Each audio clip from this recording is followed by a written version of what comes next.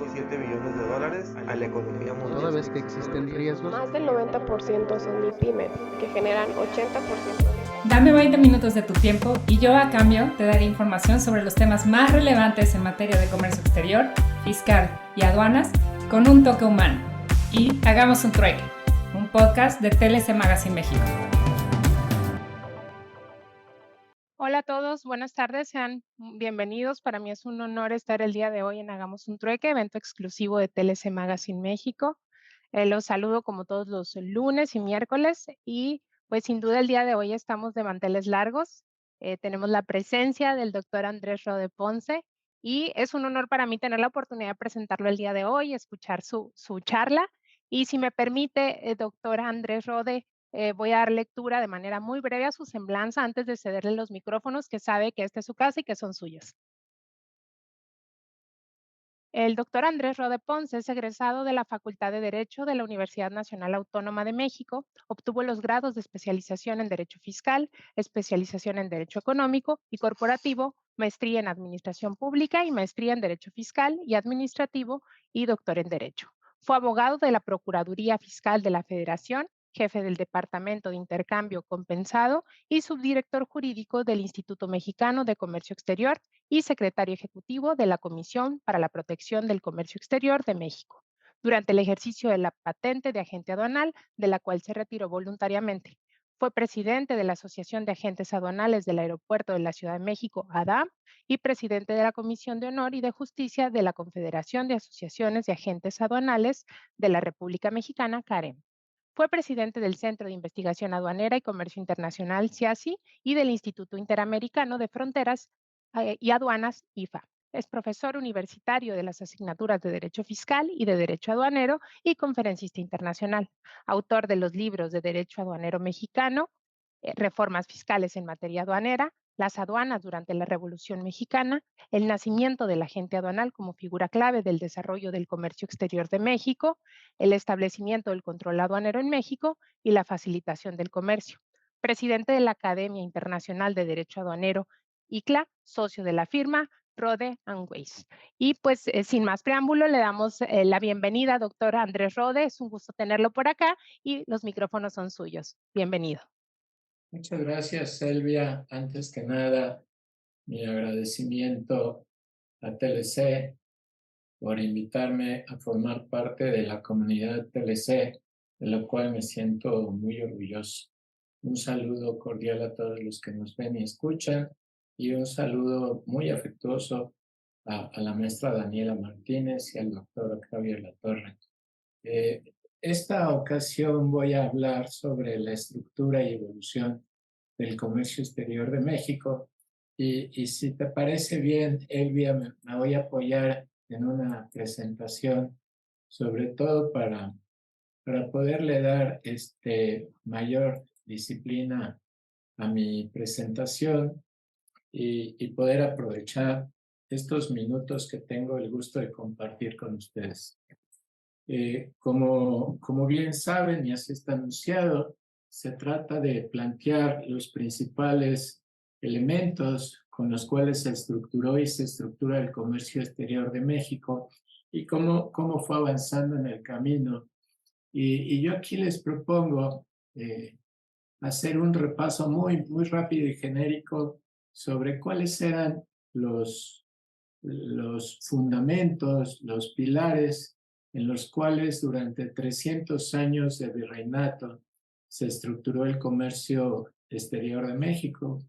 Y quizás esto valga simplemente como un recordatorio de todo esto que estudiamos ya antes en nuestras carreras. El primero de ellos fue el monopolio que estableció el Reino de Castilla y León y luego de España sobre el comercio con las Américas. Desde luego se estableció que únicamente se podía comerciar entre tres grandes puertos que había en los dominios españoles. En lo que hoy es México era el puerto de Veracruz, el puerto de Cartagena, estos en el Atlántico, y el puerto del Callao, ahora muy cerca de Lima, Perú, para el comercio. y del lado español solamente se permitía el comercio con Sevilla y después se extendió a Cádiz, por la razón que Cádiz es la puerta al mar y Sevilla, como ustedes saben, es un puerto interior río arriba del Guadalquivir. Esto provocó prácticamente una inexistencia de comercio. Datan que el monopolio lo que provocó es que había un par de buques que zarpaban o arribaban a Veracruz al año, y desde luego el monopolio establecido por España fue del desagrado, del descontento de los reyes de Francia e Inglaterra, y al amparo de la doctrina del Mare Nostrum, es decir, del mar propiedad de todo el mundo, consideraban que el monopolio era arbitrario y por lo tanto establecieron Inglaterra, lo que hoy es Inglaterra, el Reino Unido, y Francia establecieron los corsarios y los piratas, y esto entonces forzó a que los galeones españoles, cuando vinieran del Reino de España o salieran de las Américas, fueran acompañados del sistema de flotas. Es decir, a un buque, a un galeón comercial, iba acompañado de diversos buques de guerra para hacerle frente. Este par de pilares, pues se acompañaron de otro más, el de las prohibiciones. El comercio entre la metrópoli y las colonias no solo fue poco y basado en el monopolio, sino además se estableció un prohibicionismo intenso entre lo que podía ser exportado e importado de España y de las Américas. Eso fue otro plomo muy pesado para que el comercio intravirreinal fuera muy, muy escaso. Ya les recuerdo yo que se data todavía hasta principios del siglo XVIII, mitad del siglo XVIII, no arribaban más de 2 buques al puerto de Veracruz y al puerto de Sevilla. De ese tamaño era tan restringido.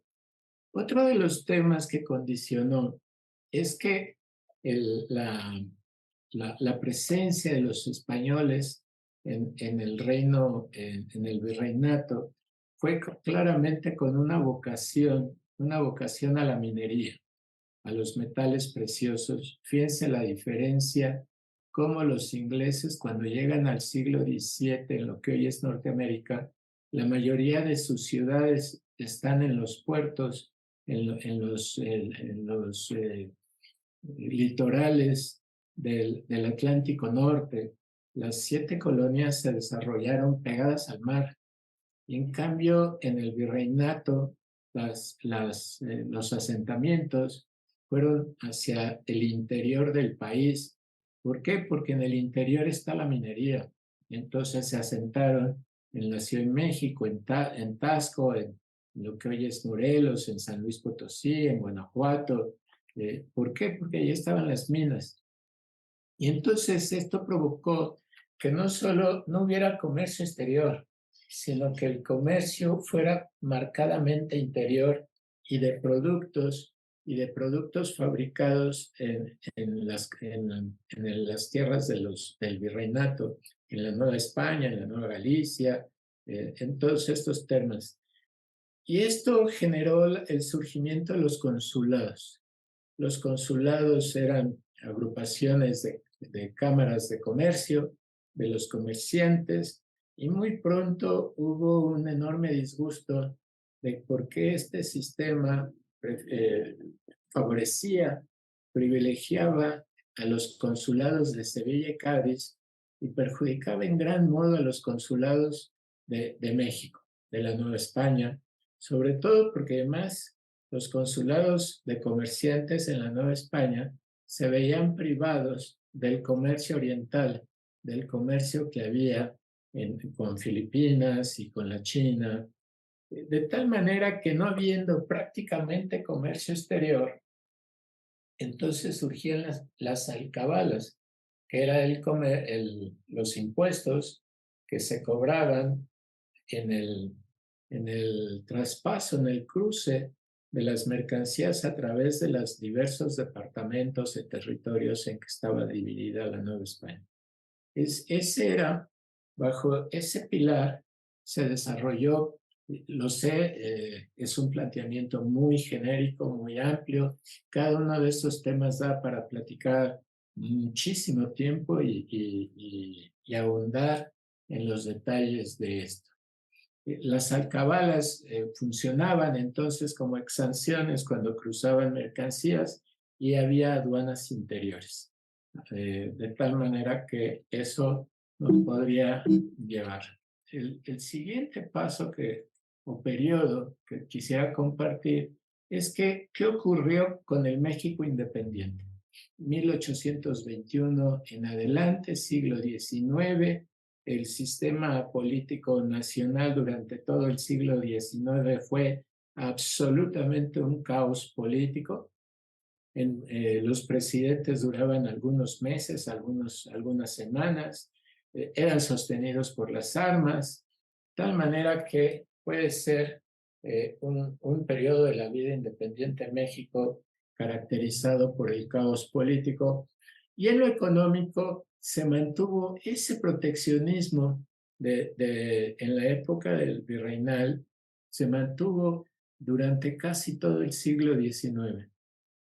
Se considera que la primera ordenanza de aduanas de carácter liberal, es decir, que redujo impuestos y redujo prohibiciones, es el arancel de 1872 de Benito Juárez. Se considera que por ahí puede ser el primer indicio liberal, pero sobre todo, habiendo tanta revuelta, entonces había una ausencia total de control aduanero nacional. Recuerden que en 1830 y tantos, 29 o 30, no me recuerdo la fecha ahorita, hay un intento de España de recobrar los territorios perdidos, la guerra de los pasteles, luego la invasión en el 47 con la guerra que dura 47-52, que cuesta la pérdida de la mitad del territorio nacional. Saliendo de esa, entramos en la guerra civil, liberales contra conservadores, tal manera que las fuerzas en combate, pues lo primero que recurrían era al control de las aduanas. Es famoso cómo Benito Juárez establece el gobierno en Veracruz, de allí huye a Paso del Norte, que hoy es Ciudad Juárez, y saliendo de la guerra civil viene la invasión francesa del 61 al 67, recobra el gobierno de la República con Benito Juárez, que luego fallece. Durante el gobierno de Juárez y Lerdo hay 3 golpes de Estado de Porfirio Díaz. Finalmente, en el último, triunfa el golpe de Estado. De tal manera que este siglo convulso pues provoca un estado de contrabando generalizada, porque además el arancel se mantenía altamente restrictivo. Son famosos como los generales que eran a su vez caciques de algunas partes del norte de México, establecían su propia zona de libre comercio. Algunos establecían su propio arancel y el sistema constitucional tampoco lo permitía mucho. En la Constitución de 1824 se establece que la facultad de establecer aduanas es de los gobernadores. Y ya hasta en la Constitución del 57 se establece que es potestad del Poder Ejecutivo, pero que sin embargo los gobernadores tenían facultades de supervisión sobre el movimiento. A pesar de que la Constitución del 57 establece la prohibición de las alcabalas duran aún después de la Constitución de 1917. De hecho, la Constitución de 1857 establece su eliminación, se fue postergando de tiempo en tiempo se modificaba la Constitución para extender ese plazo, a grado tal que todavía en el artículo 117 de la Constitución se establece la prohibición a los gobernadores de establecer alcaldes. Ese es el estado que guarda el comercio exterior de México. Y entrando el siglo XX y quizás pasado ya con el gobierno de la Revolución, con el gobierno emanado de la Revolución de 1910, entramos en un periodo de un proteccionismo cuyo objetivo era sustituir importaciones, es decir, generar una base industrial, generar un capitalismo, generar una economía de sustituciones, de crear servicios. Y sus pilares hasta 1986, básicamente los podría yo enunciar de la manera en que está en la pantalla. Primero, para importar y exportar se requería permiso de importación y toda la tarifa, que en aquel entonces eran cerca de 15,000 posiciones arancelarias, estaba sujeta a permiso de importación de la Secretaría de Comercio, llamada así en aquel entonces. El impuesto de importación promedio era entre 100 y 120%. La base gravable, que hoy tenemos, por cierto, que es el valor en aduana, y que el valor en aduana es el valor de transacción, y que el valor de transacción es el precio realmente pagado por pagar, ajustado en los términos en que se dispone, con incrementables o con decrementables, como hoy se les llama. Y al final de todo eso, no operaba eso, sino operaban precios oficiales de importación. Es decir, la Secretaría de Comercio decía cuál era el valor al cual se le iba a aplicar el arancel, lo cual en realidad resultaba un arancel fijo extremadamente elevado. Y para cereza el pastel, pues existía a partir del año 1982 el control generalizado de cambios, que en términos muy simples consiste en que los que exporten tienen que entregarle las divisas al Banco de México y los que importen tienen que ir a comprárselas al Banco de México.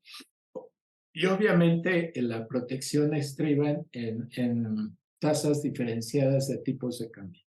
Mientras la exportación, el dólar o la divisa se puede comprar por Banco Central a 1, para ese mismo 1, para importarlo lo puede vender en 1.5, 1.20, de tal manera que el diferencial actúa como una restricción.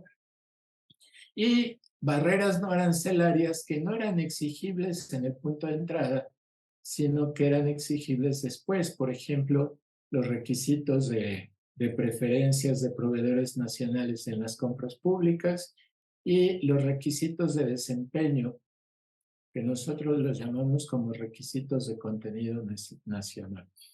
Este esquema estuvo en vigor del 35-40 formalmente hasta el año 86, y la respuesta es sí funcionó, sí.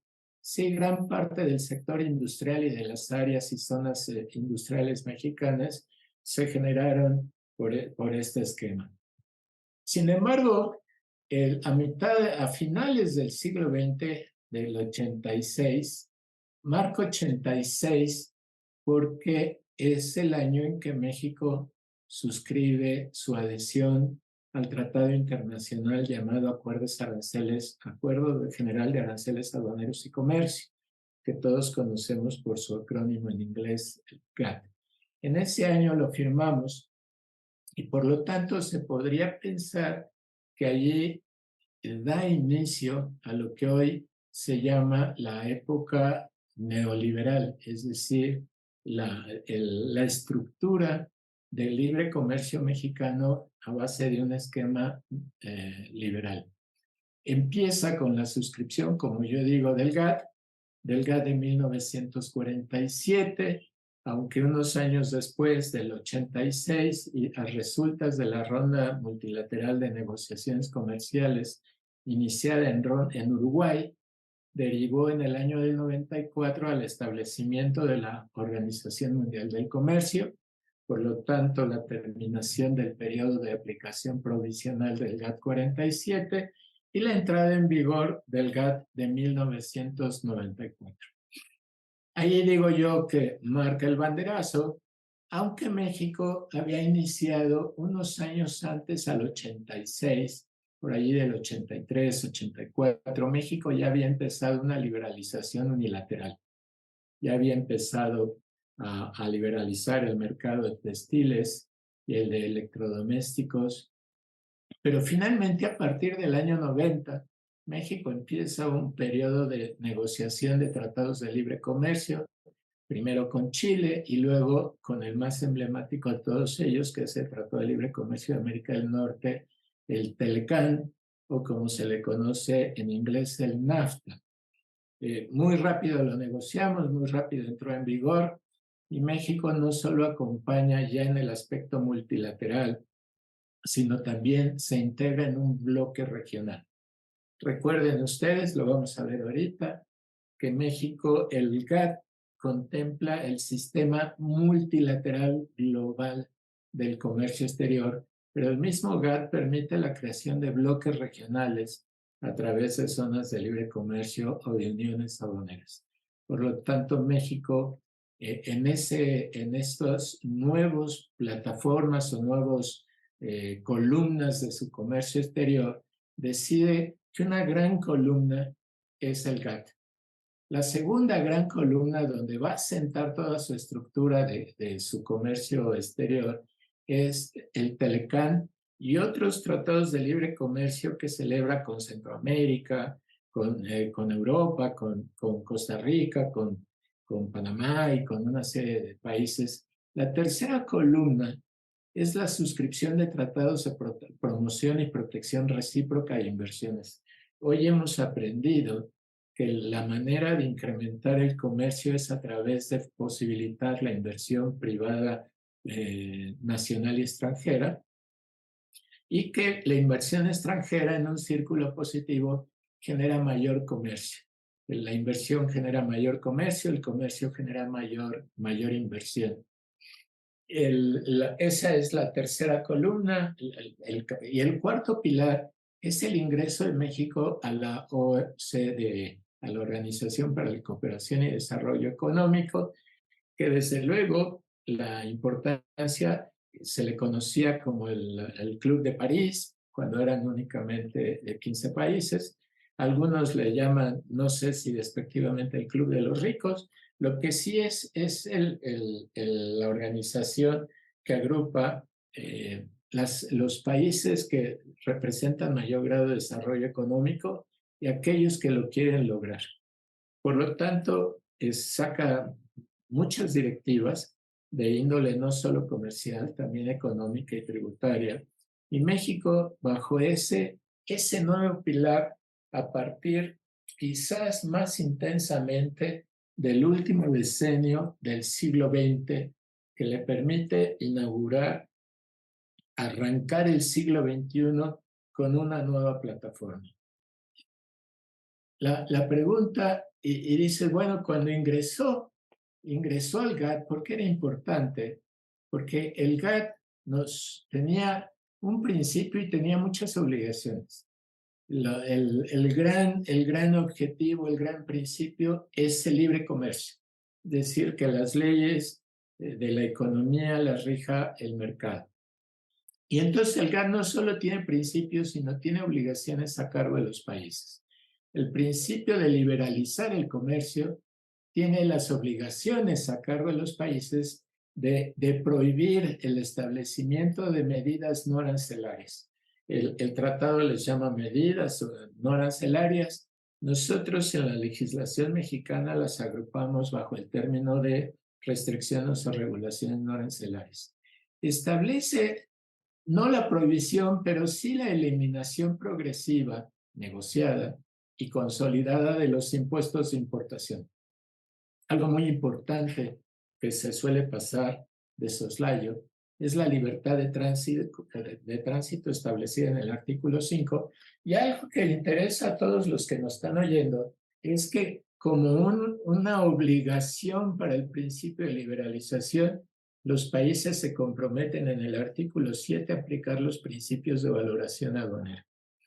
Otro principio es la no discriminación y las obligaciones. Una de ellas, la más importante, es conocida como cláusula de la nación más favorecida, que es tan importante que está en el artículo 1 del GATT.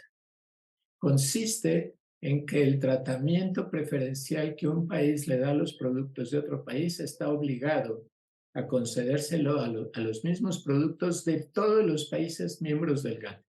Dice un autor que esa cláusula de la nación más favorecida equivale a una zona de libre comercio global. El trato nacional igualitario, es decir, no, la cláusula de la nación más favorecida impide la discriminación de proveedores y el trato nacional igualitario impide la discriminación entre el producto importado y el nacional. Desde luego se comprometen a suprimir los requisitos de ejecución, es decir, los de contenido nacional. El principio de reciprocidad consiste en la obligación de negociar a través de ventajas mutuas.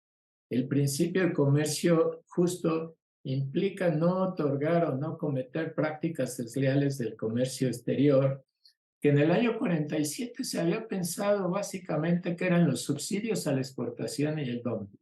Y desde luego el principio de solución de controversias, consistente que cuando los países miembros del GATT tengan un diferendo, lo sometan a los órganos de solución de controversias de la OMC. Muy genéricamente, es enunciado de lo que México se obligó a cumplir en el GATT.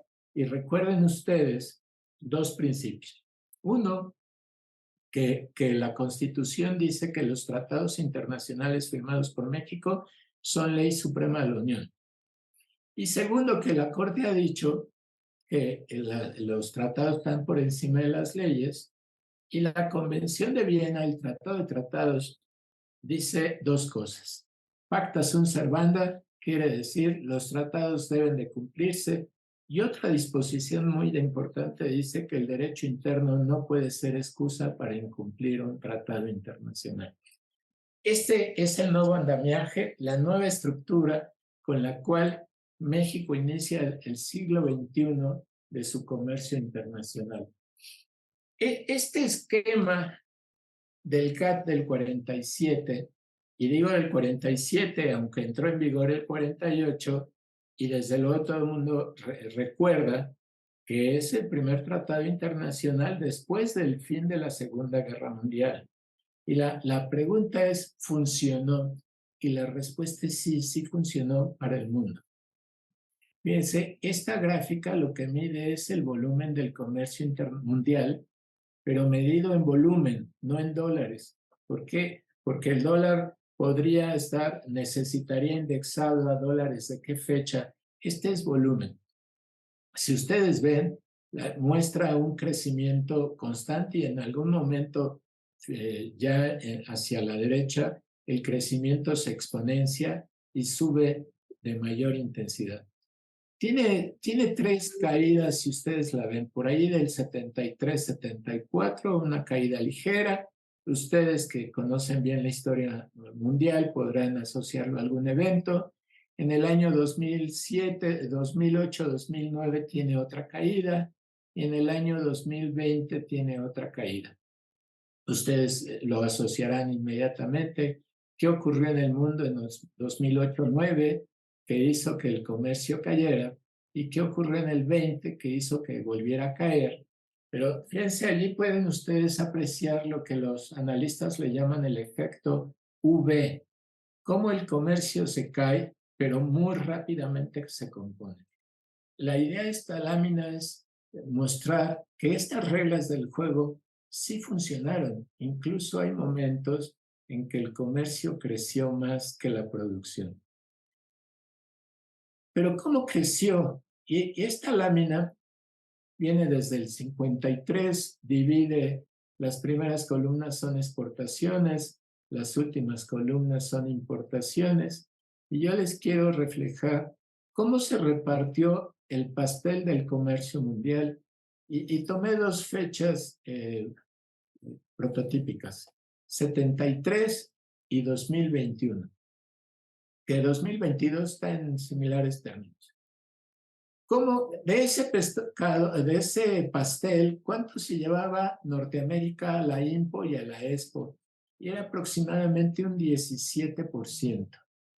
Fíjense cómo en el 21 Norteamérica ha perdido mercados de exportación. Se queda solo con el 12.7%.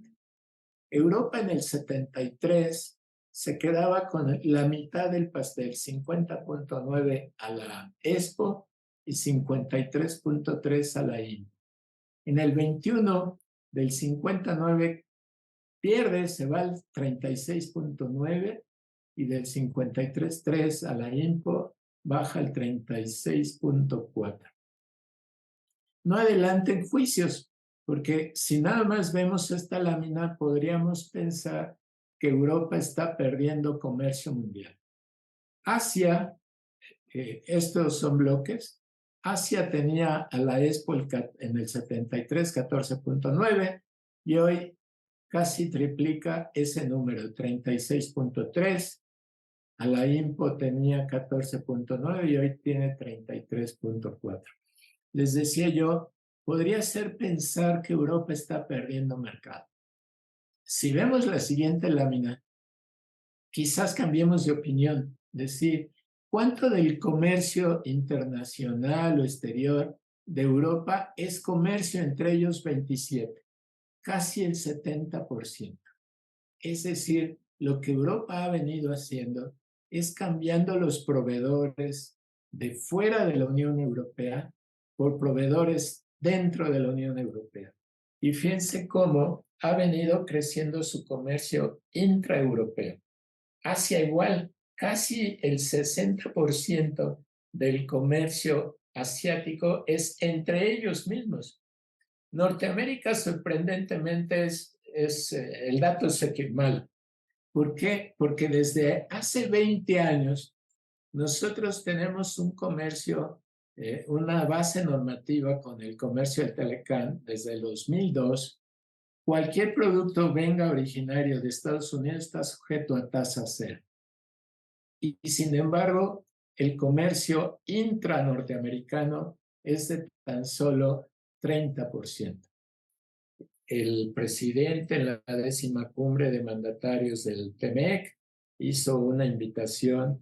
Él le llamó le llamó sustitución de importaciones, lo cual no es exacto porque sustituir importaciones es sustituir un proveedor extranjero por un nacional. Lo que él quiere decir es sustituir proveedores dentro, incrementar el comercio dentro de Norteamérica. Creo que el dato es representativo y creo que bien justifica la medida. ¿Cómo creció nuestro comercio? Yo les planteo las balanzas comerciales. Lo que ustedes van a ver a partir de ahorita, no lo digo yo, lo dice INEGI, lo dice Banco Mundial, lo dice el informe de gestión del SAT. Bueno, en 85, que fue el último año fuera del GATT, nuestro comercio exterior, INPOS y EXPOS sumaban apenas 36,000 millones de dólares. El año pasado el comercio exterior de México fue de 1,182,000 millones de dólares. El billón, no el billón gringo, sino el billón mexicano, es decir, 1 millón de millones. ¿Qué pueden ver de esa lámina? Primero pueden ver el volumen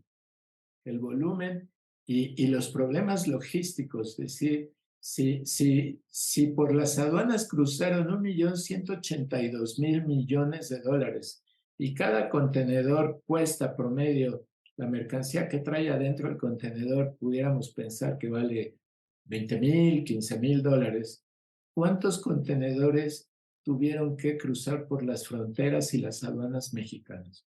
Segundo dato que pueden ver allí es que el 70% de la exportación mexicana era petrolera. Fíjense el dato, hoy apenas el 5% de la exportación mexicana es petrolera. Otro dato importante que pueden ver allí, que de los 604,000 millones de importación, más de 520 45,000 millones son de importaciones de industriales, bienes de uso intermedio. Pues abajo viene el desglose, bienes de uso intermedio y bienes de capital. Son 520 mil millones de dólares son de importaciones industriales. Si ustedes suman la importación de bienes de uso intermedio, es decir, insumos para la industria y bienes de capital, les va a dar que son 530 mil millones. Es decir, el sector industrial mexicano es autosustentable.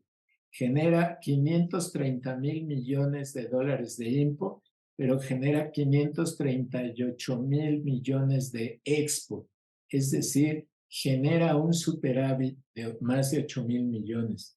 Si incluso comparamos con bienes agropecuarios y de la industria derivada de pecuaria, etcétera, y pesca, minería, se van a dar cuenta que también el sector primario está contribuyendo con superávit de balanza comercial. ¿De dónde viene el déficit de 26,422 millones? Es decir, nuestro queso de una balanza superavitaria industrial y agrícola y pesquera se convierte en un pasivo, en un déficit, y la pregunta es, ¿quién se comió el déficit? Yo les voy a dar una pista y lo reservo para las preguntas. Es decir, vean donde dice bienes de consumo.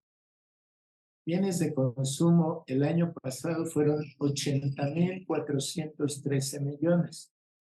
Ustedes que están en casa en su oficina, pongan balanza comercial de México en 2021 y les va a decir que un año antes la importación de bienes de consumo eran 55,000 millones.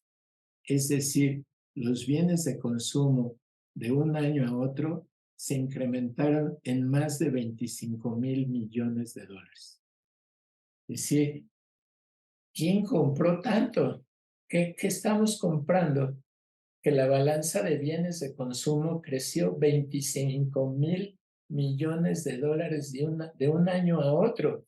Si ustedes ven la balanza comercial que publicó INEGI hace unos días, del enero-septiembre, parece ser que los bienes de consumo pueden cerrar este año en 90,000 millones de dólares. Es decir, ¿quién está importando eso? El esquema, algo más importante, es que México pasó de ser una economía petrolera o agrícola, pasó a ser una economía industrial. Eso es lo que refleja esto. México es hoy por hoy una economía industrial. Pero este es el vaso medio lleno y medio vacío. ¿Cuál es la relación del Producto Interno Bruto con el comercio exterior mexicano? Y desde hace unos años, cerca del 80% del Producto Interno Bruto lo genera el comercio exterior.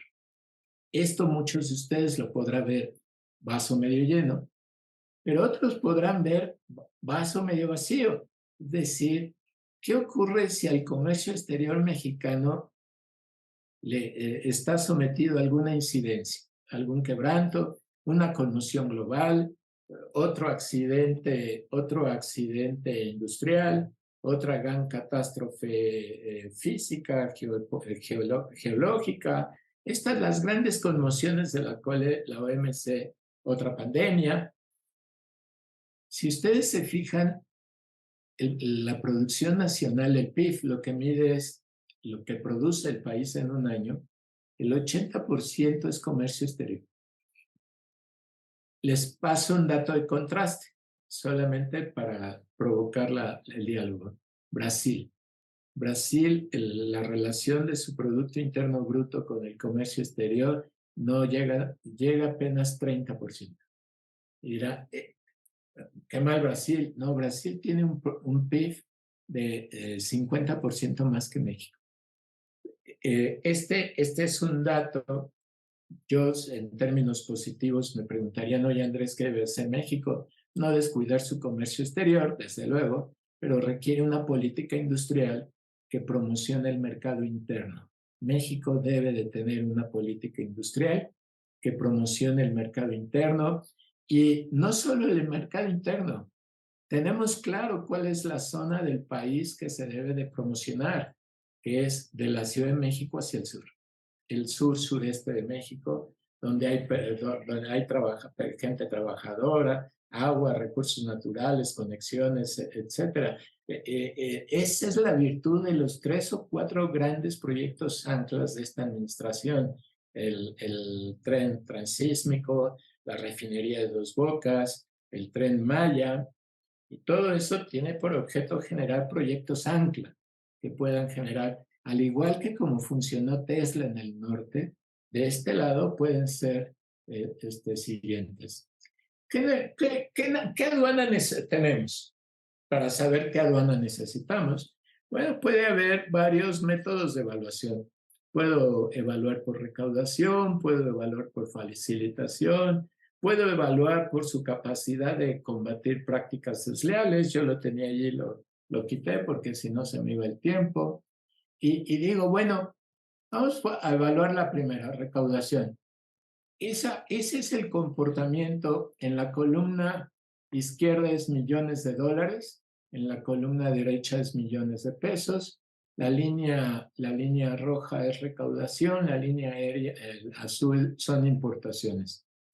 No, una simple mirada rápida nos muestra que el volumen de recaudación está marcado por el volumen de la importación. Quizás con algunas variables. Por ejemplo, la pandemia rompió las cadenas de suministro global, se rompió el just in time para regresar al just in case. Uno de los grandes retos y demandas que tiene ahorita la economía mexicana son bodegas. Esto hizo que lo que se iba a importar a los próximos 3 años se importó en los próximos 3 meses.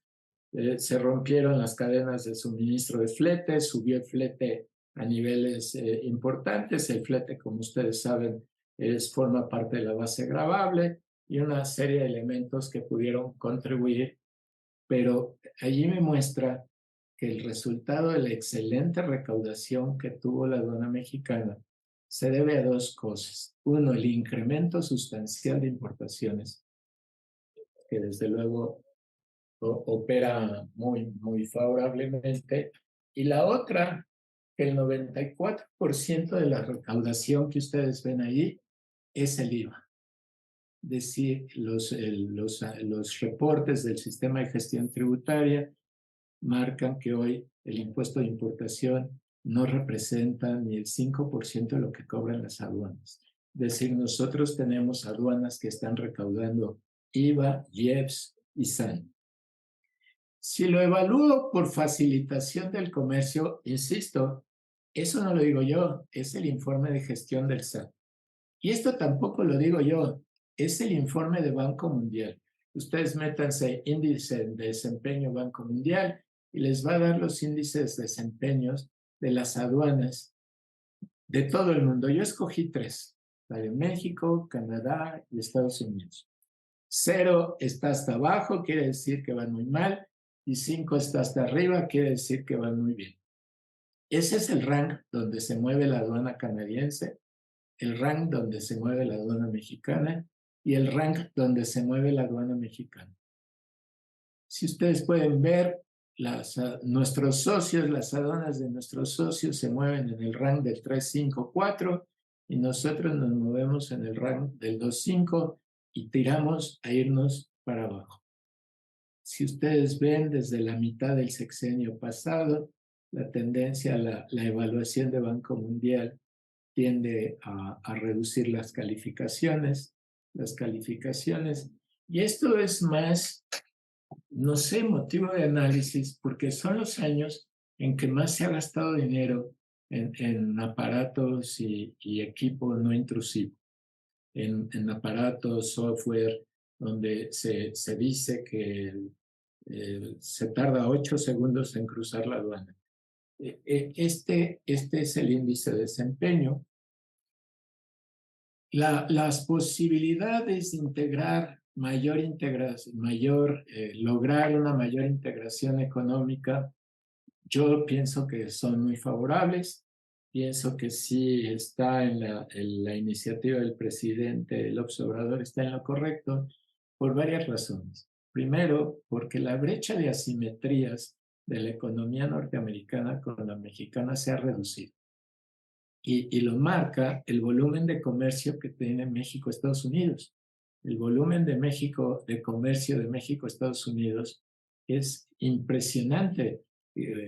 Siempre andamos rankeando entre el 1 y 2 con China y con otros países, de tal manera que eso es representativo. Y el otro, que la industria maquiladora dejó de ser maquiladora, donde se decía que lo que México exportaba pocas veces pasaba del 4 o 3% de contenido nacional. Hoy los estudios que hacen analistas más reconocidos del gobierno y fuera del gobierno indican que el contenido nacional de las exportaciones mexicanas anda del 35 para arriba.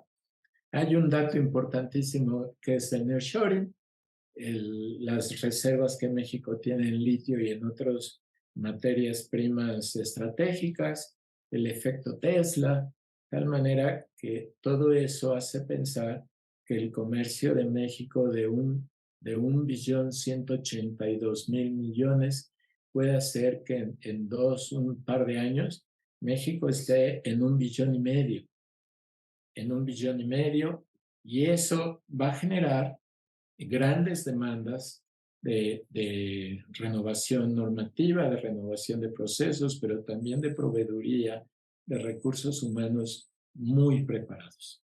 Les ofrezco de nuevo mis libros, que siempre gentilmente la gente de mi oficina, Luisa, mi asistente, pone para recordarles que el conocimiento no entra por Bluetooth, sino que tienen que leer. Ahí están mis datos para todos los que me quieran escribir. Con todo gusto les contesto. Espero, Elvia, no haberme tardado mucho. Y desde luego quedo a la consideración de todos ustedes por su atención. Muchísimas gracias. Hombre, al contrario, mi querido Andrés, una plática muy, muy interesante donde nos estás dando unos datos muy importantes para México y lo que es nuestro comercio. Aquí hay una pregunta o pues, si el IVA es el mayor contribuidor para la recaudación, ¿esto significa que al gobierno le interesa seguir cancelando la certificación IVA-IEPS para obtener un mayor flujo de efectivo? Esto se puede ligar con la publicación del decreto del día de hoy, donde el periodo de certificación IVA-IEPS se reduce de 3 años a 1 año. Mi querido Enrique, muchas gracias por tu concepto. Vamos a poner un concepto muy general. El IVA es un impuesto al consumo. Muy importante. Es un impuesto al consumo. Por lo tanto, el paso por las empresas debe de ser completamente inocuo y debe ser completamente fácil, flexible y económico.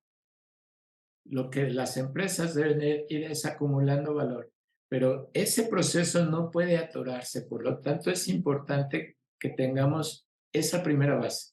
El impuesto es un impuesto al consumo, por lo tanto, el paso a través de las empresas debe ser prácticamente sin costo alguno, porque entonces si no se distorsiona.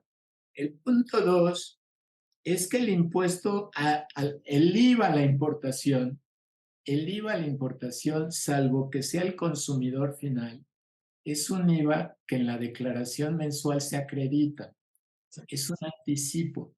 El importador en el pedimento paga el IVA, pero en la declaración mensual siguiente lo acredita. El tercer principio es que generalmente el exportador, y nosotros ya vimos una cosa, que el 80% del Producto Interno Bruto es comercio exterior. ¿Qué quiere decir? Que el 80% del IVA a la importación se pide la devolución o se acredita. Siguiendo la regla de 3, si el 80% de la economía mexicana es comercio exterior, quiere decir que el 80% se exporta, Vea la lámina anterior. Importamos 500,000 millones de dólares, 600,000 millones de dólares, pero exportamos la misma cifra. Quiere decir que o el importador lo acredita en la declaración mensual o pide la devolución. Por lo tanto, el único IVA a costo es el del consumidor final. Ese es el IVA que se embucha el SAT. Hay quien se porta mal. Hubo quien se portó mal. Sí, había que combatir, pero se hizo de la peor manera. Se recargó al sector exportador mexicano de una de tres. O sacas una certificación y te cuesta mucho dinero sacar esa certificación, pero también al gobierno le costó, tuvo que crear administraciones dentro de AGACE para administrar esa certificación. Segundo, o sacas una fianza. Ojo, estamos compitiendo por el centavo de dólar. En el mundo estamos compitiendo por el centavo de dólar. Y al exportador le pusiste la obligación para combatir a los malos de sacar una certificación que cuesta $10,000 por año en los despachos. O bien una fianza. Y el gobierno tuvo que crear y contratar personal para administrar eso. Y la tercera es que lo pagues. Que lo pagues. Y entonces el exportador que no tiene financiamiento le quitas el dinero. Y se lo das al SAT para luego él tenga que pedir. La pregunta es, de los datos donde dice que está incrementándose bestialmente la importación al consumo, la pregunta es si en realidad esas son importaciones industriales, que prefieren pagar, decir, ¿para qué hago yo la temporal si voy a pagar el IVA? Mejor la hago definitiva. Pago la definitiva, hago la exportación y pido el drawback. Pero siempre estoy metiendo al exportador en una cadena de costo que el IVA no debe tener. Hay un documento buenísimo, se lo recomiendo, sobre el IVA que publicó la OSD. Se los recomiendo mucho. Lo publicó la OSD y son los principios del IVA. Y está basado en que para las cadenas de las empresas no debieran tener esos costos. Claro. Y nosotros le metimos a la cadena del IVA el costo de la certificación, el costo de la fianza o el costo de pagarlo. Pero además no solo eso, sino de renovarlo y pagar un derecho. Es decir, requerimos una política clara. Espero yo haber contestado esa pregunta y perdón si me está... Sí, ¿no? Y nos pones en un punto muy claro con respecto del IVA, ¿no? Que los paganos del IVA somos nosotros los consumidores finales. Y así debe ser. Y les están dificultando a los exportadores su recuperación. Así debe ser. ¿Por qué? Porque el IVA lo que en realidad es un impuesto de efecto equivalente. Es decir, acuérdense que el IVA tiene el gran principio, les recuerdo de nuevo este documento de la OCDE, el gran principio del IVA es tributación en destino. Por lo tanto, los exportadores en el mundo no causan IVA. Claro. Ahora, la manera de hacer equivalente la carga del IVA del producto nacional es que lo pague el producto importado para ponerlos en igualdad de condiciones. Fíjense cómo esa excepción sí está prevista en el tratado, en el artículo 2 del GATT. Decir, sí, admito el IVA. Estados Unidos se queja de eso. ¿Por qué se queja? Porque Estados Unidos no tiene IVA. Y entonces su exportador no tiene derecho a lo que pagó de impuestos sobre las ventas que pagaron en los diversos estados de la Unión Americana. Acá, nuestro exportador, en el mundo, el exportador pide la devolución de todos los impuestos que pagó y saca saldos a favor. Estados Unidos no tiene IVA, entonces su exportador absorbe el costo de los impuestos estatales a las ventas. Pues el impuesto que se paga en Estados Unidos a la hora que vas y compras cualquier cosa, el tax. ¿No es IVA? Ese le llaman impuesto sobre ventas, pero no es efecto de valor añadido. Es como a ti te tocó nuestro viejo impuesto sobre ingresos mercantiles, sí, que era acumulativo. hasta que Francia lo inventó en el 70 y nosotros lo metimos en el 80. Nos salió muy productivo. Sí, sí, sí, muy bien. Aquí hay otras, bueno, hay aquí un compañero, Miguel Carlos Ramírez, que nos hace algo de parte de la historia también de cómo se manejaba las aduanas, cómo se maneja todo, ¿no? Las declaraciones, qué es lo que se hacía, nos da también algunos puntos, unos conceptos. Cuando se usaba el código aduanero, la tarifa no era el sistema armonizado, eran códigos alfanuméricos. Nuestras tarifas, ahora sí que hablando de la CUSI o hablando del Consejo de Cooperación Aduanera. Sí. Cuando cae el muro de Berlín también nos dice, ¿no? Carballido saluda y luego nos dice también que la evaluación de la aduana más fuerte, bueno, corrupción y narcotráfico, ahorita estamos, pues hay que hacer una evaluación muy fuerte, ¿no? Con las aduanas. Yo creo que estos cambios tan fuertes que hemos tenido estos años nos han venido a permear mucho y a pegar mucho. Con todos esos controles, sí, yo creo que el narcotráfico que nos ha venido a corromper mucho es muy peligroso todo esto. Pues felicidades, excelente plática, mi querido doctor Rode. Dice, me parece que hemos tenido otras exportaciones, por decirlo así, la fuga de cerebros también puede ser una plataforma para consultar, ¿no? Nos dice Francisco Javier Hernández. Y pues la facilitación aduanera. Pues vamos a ver todo esto. Muchas felicitaciones, Andrés. Héctor, no sé si quieras comentar algunas cosas. En primer lugar, felicitar al doctor Andrés Rode por dos cosas. La primera, por esta excelente presentación, no nada de desperdicio. Muchísimas gracias, la información muy puntual y muy pertinente. Y felicitarlo por el reciente congreso de la Academia Internacional de Derecho Aduanero en Alemania, y en donde Enrique estuvo presente. Así que muchas felicidades a don Andrés por oficiar esos eventos. Andrés, algo que me nos compartiste y que me parece muy interesante hacer un comentario, es cuando usted hace el comentario relacionado con la época en la que se restringió la entrada de mercancías a nuestro país. Estamos hablando de la época de proteccionismo y sustitución de importaciones. Una de las formas de hacerlo fue a través de aranceles muy altos. Y ahí lo ligas con un comentario de una práctica que se daba, y era el contrabando. Tengo permiso de importación, tengo un arancel muy alto, pues ¿para qué me voy por ese lado? Mejor me voy a contrabando. Y creo que esto es importante tomarlo en consideración, precisamente porque se hizo una pregunta en relación con la reducción del plazo de las autorizaciones para las empresas certificadas, que se dicta la norma para que la autorización ahora solamente se otorgue con vigencia de 1 año. Puede ser A, AA, AAA, pero solamente estará vigente 1 año. Y eso evidentemente repercute en los costos que tienen las empresas para mantener la certificación.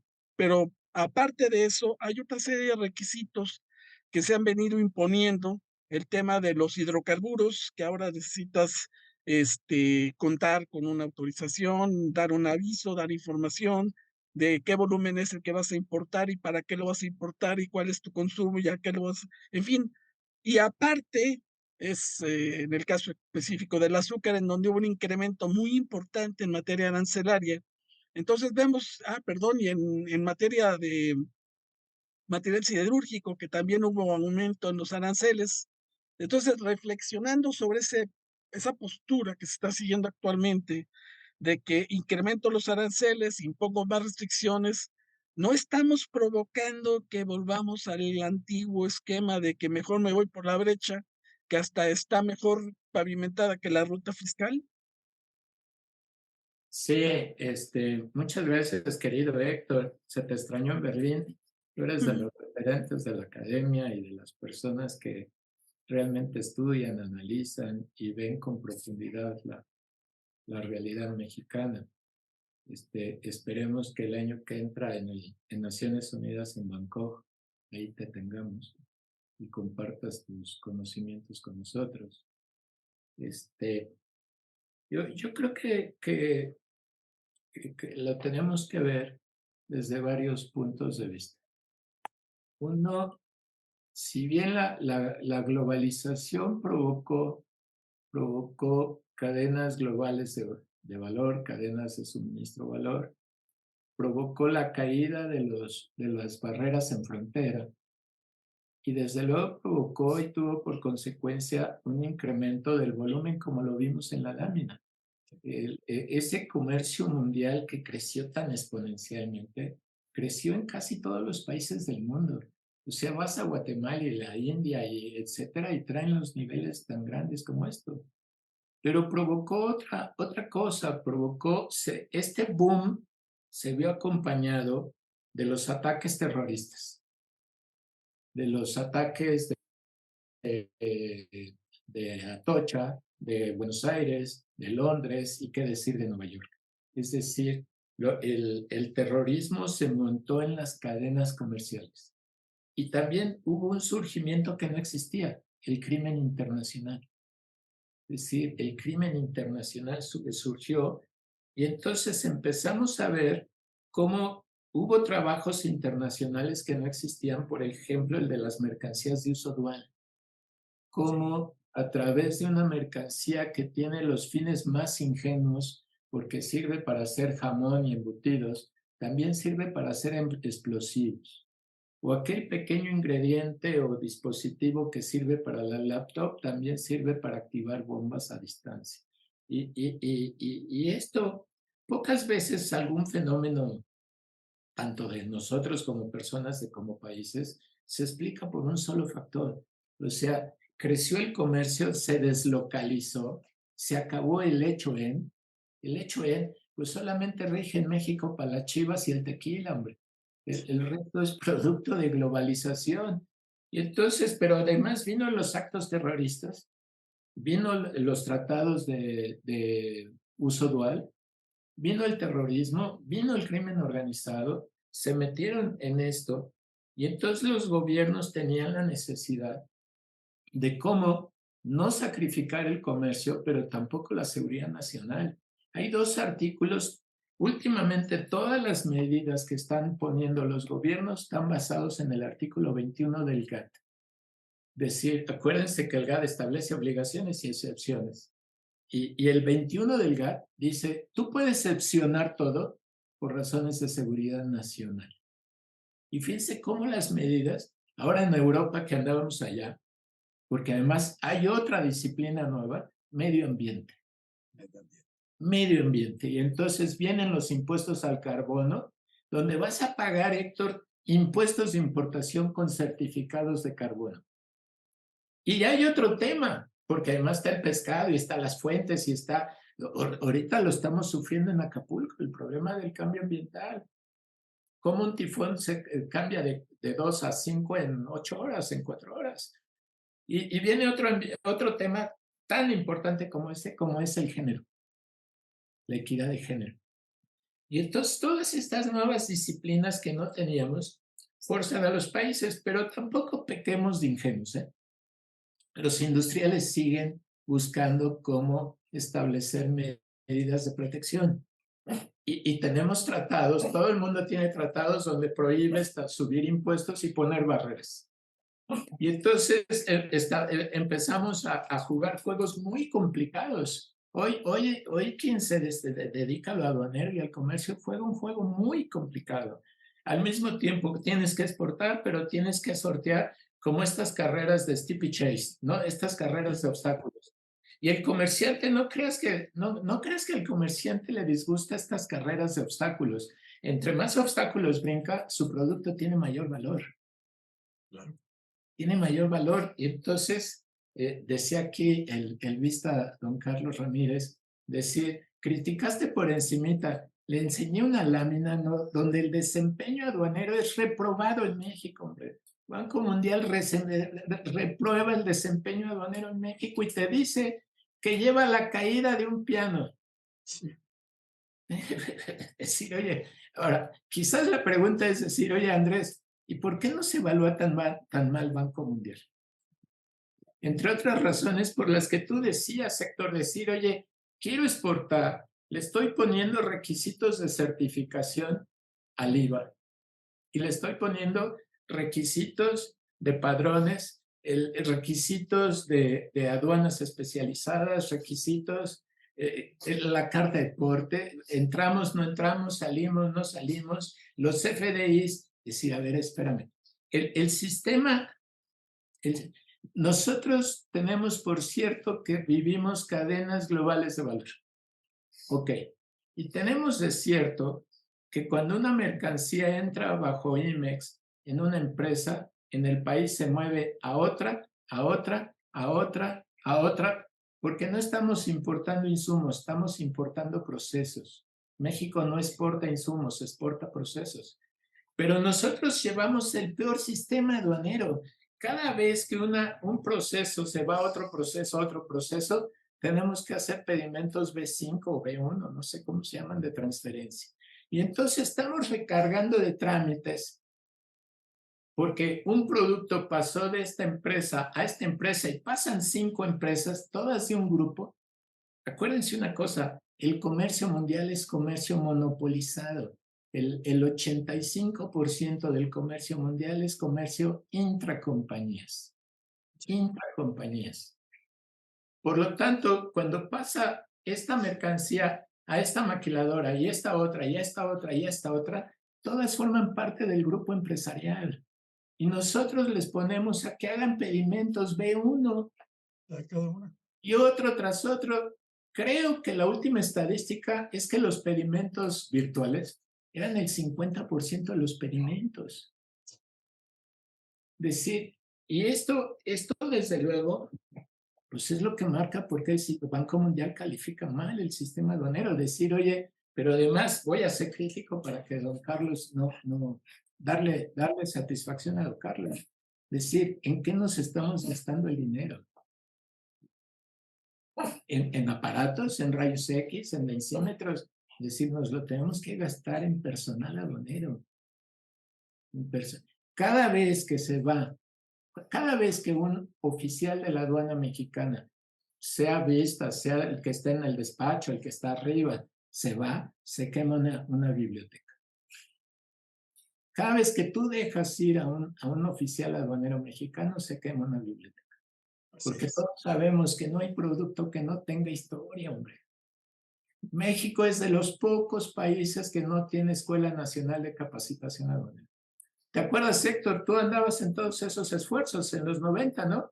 ¿Te acuerdas? Con los intentos de la Universidad Aduanera y el Instituto de Comercio Exterior que tú trabajabas. El que se cambió a Querétaro, el Instituto de Capacitación. No, inclusive, Andrés, ese proyecto se frustró el 11 de septiembre del 2001. Del 2001. Nos cambiaron las prioridades de manera muy importante. Ahorita hay 2 prioridades en materia de investigación. Son perros y son máquinas. Son perros y son máquinas. Es decir, y el resultado banco, yo no lo digo, recalco, pero desde la mitad del sexenio para acá, la evaluación por Banco Mundial es mala. Es mala. Y si le sumas que el gobernador de Texas cierra las fronteras, pero las cierra porque cruzan los trailers cargados de migrantes. Yo les decía, el nearshoring y la política industrial en México está bien focalizada, es el sur-sureste de México, pero el sur-sureste de México tiene un problema, la migración ilegal, la migración en los términos en que está ocurriendo. Hoy veía yo en las noticias que había partido una caravana de 25,000 personas. Piensa tú que pasa por un pequeño poblado de Chiapas, de Oaxaca, y que finalmente va a llegar a la frontera, allá a Juárez, a Tijuana, a Nogales, y son seres humanos que necesitan atención, pero que también le provocan problemas a otros seres humanos. Y en México no tenemos frontera y qué decir aduana en el sur. O sea, todo esto juego. Ahora, ¿nos ha funcionado? La respuesta es sí. Sí, claro que nos ha funcionado. ¿Cuánto la gente que tiene empleo la tiene por comercio exterior? Los chicos que están estudiando comercio exterior le han atinado. Allí está la generación de empleo. Pero también hay otro dato, tienes que generar mercado interno. Mercado interno, México necesita mercado interno, necesita que haya una demanda de producción nacional para el mercado interno. Claro. Tragedias como la de Acapulco pueden ser motores para generar mercado interno, es decir, hay zonas completas de México que no tienen una sola planta industrial. Guerrero, Oaxaca, Chiapas, Yucatán, no, y si no hay industria no hay valor agregado. Correcto, Perdón. pues, Andrés. De verdad es un tema de mucha reflexión. Hay mucha tarea que hacer, hay mucha tarea que hacer. Dos últimos comentarios, Andrés, perdón, aprovechando tu reflexión. Fíjate que hay algo que yo cuando tengo la oportunidad lo hago notar, y es el tema de valoración aduanera que tú apuntaste, que de alguna manera explica el porqué del incremento del IVA. Tienes toda la razón. Pero yo digo que es un tema de preocupación para las empresas en materia de cumplimiento, porque atinadamente observas que las operaciones de comercio internacional, 75% se hacen de empresas vinculadas. Y entonces, de entrada, tal y como lo establece la legislación y el convenio de valor, no es aceptable la base gravable declarada. Tiene que cumplirse ciertas condiciones y entonces deberían estar preocupadas las empresas porque ese tema es muy, muy serio. Se fue sonido. Lo que, perdón, Enrique, nada más para aprovechar el comentario de Andrés, el tema de Texas acaba de publicar, como tú atinadamente comentas, la balanza comercial de septiembre y se cayó la exportación en septiembre y una de las explicaciones es por el obstáculo que tienen los exportadores mexicanos en Texas. 6.5% de incremento de exportaciones. Es brutal. Las cifras que tú manejas de 40, 50, 60 mil millones mensuales, le aplicas el 6% y es un mundo de dinero. Sí, pero además una cosa, el impuesto de importación estatal sí se queda en el Estado. Sí es tributación estatal. Si no entra por Texas, se va a desviar a Arizona, Nuevo México, Florida, y entonces el gobierno del Estado de Texas se queda sin recaudación. Es un balazo en la pata eso, ¿no? Sí. Un balazo. Fíjate la interconexión ya de nuestras economías. Y desde luego el tema del IVA tiene que ser neutral. Para las empresas debe ser neutral. Porque finalmente a ti te pueden decir, a ver, del billón de pesos recaudado en las aduanas, 87, 90% fue IVA. ¿Y cuánto devolviste? Ese es un punto muy importante que mucha gente no lo sabe. Sí, Mucha gente piensa que se recauda 1 billón de pesos de IVA y ya lo tienes aquí, pero cierto, eso que se regresa es muy importante. Claro, ve el informe de gestión anual del Sí. SAT, los montos que devuelve de IVA. Sí. De IVA es muchísimo el dinero del IVA. Y la otra es que si no me devuelves rápido, entonces hay un financiamiento público por las empresas. Cuando las empresas, como sabemos, tienen problemas de crédito en México. Y la otra, yo les provoqué y no cayeron, decir, ¿por qué está cayendo, por qué está importándose tanto bienes de consumo? Decir, Porque no estamos produciendo. Ve el bienes de consumo 2021 fueron 55 mil millones y en 22 fueron 80 mil millones. O sea, compramos más de consumo en un solo año, 25 mil. El monto del déficit de la balanza comercial coincide y decir, bueno, ¿y qué entró por ahí? A mí se me ocurre pensar en los autos chinos, pero bueno, puede ser entre otras. Pero Nuestro déficit. tienes razón, uno es eso, pero ¿cuál sería la causa? Y fíjate que lo que se vende como algo bueno puede ser algo malo.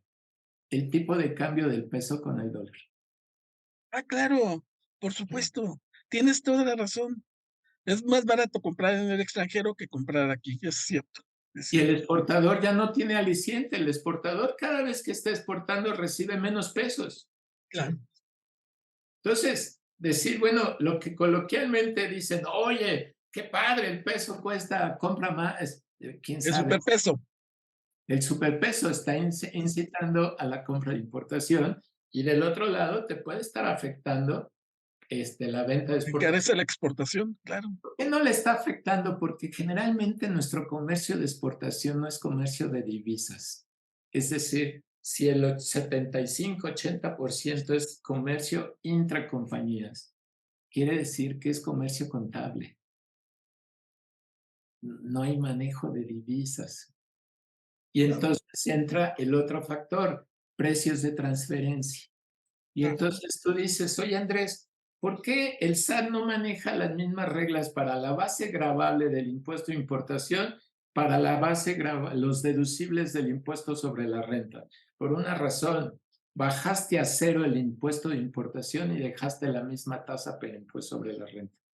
Es decir, si yo le subo si yo holding en Holanda o en Alemania le subo el valor a las importaciones mexicanas de mi filial en México, no pago impuestos. Y entonces, ¿por qué se llaman precios de transferencia? Porque transfieren utilidades en forma de precios.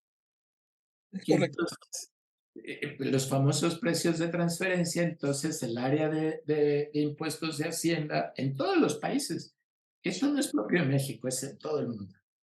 Y entonces dicen, no, a ver, párate.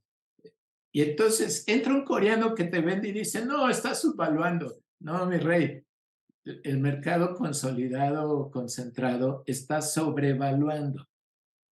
Eso. Entonces, el que sobrevalúa hace aparecer que el chino, el coreano que está importando al valor real, parece que está vendiendo menos. Decir, oye, ¿por qué vende? ¿Por qué la manijita del coche chino se vende en $1 si Volkswagen la vende a 10? Fíjate lo complicadísimo que hoy es analizar y operar el comercio exterior de México. ¿Y qué digo yo de la clasificación arancelaria donde Enrique es rey? Donde Enrique es... Gracias. Es el marqués de Kioto. Gracias. Correcto. No. Pues Andrés, felicidades. Muchas felicidades. Fue una plática muy productiva, muy ilustradora y nos dejas un tema para reflexionar bastante, para reflexionar y pensar un poquito más. Yo creo que hay mucho que estudiar y hay mucho que aprender. Y toda la gente que está metida en el comercio interior y el comercio exterior tiene que aprender mucho todavía. Sí. Hay mucho que aprender, hay mucho que capacitar en todo esto. Mi querido Enrique, en el 94 no sabíamos de reglas de origen. No. Las primeras normas de reglas de origen fueron del 94. Sí, cuando el ¿Cómo aplicábamos antidumping y preferencias si no teníamos la menor idea de lo que eran reglas de origen? Sí, no, empezamos a aprender hay con el Telecán. En esto, mira, quien llegue y diga yo soy el sabiondo, es el que menos sabe. No creas. Empezando por mí, yo me pongo hasta al principio de la fila y yo soy el que menos sé. No creas. Nos has enseñado mucho y hemos aprendido mucho de ti, Andrés. Te apreciamos mucho y gracias por esta plática. Muchas felicidades por todos docentes. Magistral, excelente. Gracias por todo este trueque, gracias por todo. Muchas gracias. Pues, Isaí, tenemos un reconocimiento aquí para Andrés. Otorgan el presente. Hagamos un trueque y TLC Asociados, TLC Magazine. Otorgan el presente reconocimiento al doctor Andrés Rode Ponce por hacer un trueque en la plática virtual con el tema Estructura y Evolución del Comercio Internacional.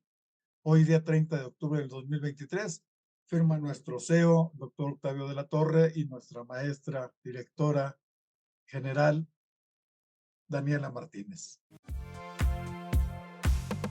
Hemos llegado al final del trueque de hoy.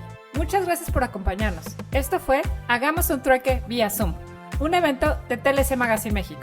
Si te gustó esta plática, no olvides compartir cada evento con tus contactos, para que así continuemos esparciendo conocimiento y nos mantengamos actualizados. Encuentra todas nuestras pláticas a través de nuestra plataforma de educación en línea ingresando a www.tlcmagazinemexico.com.mx en la sección de cursos, donde podrás verlas nuevamente sin costo. Si estás interesado en algún tema específico, envíanos un mensaje a través de las redes sociales de TLC Magazine México y buscaremos un experto que pueda aclarar tus dudas. Esto fue Hagamos un Trueque.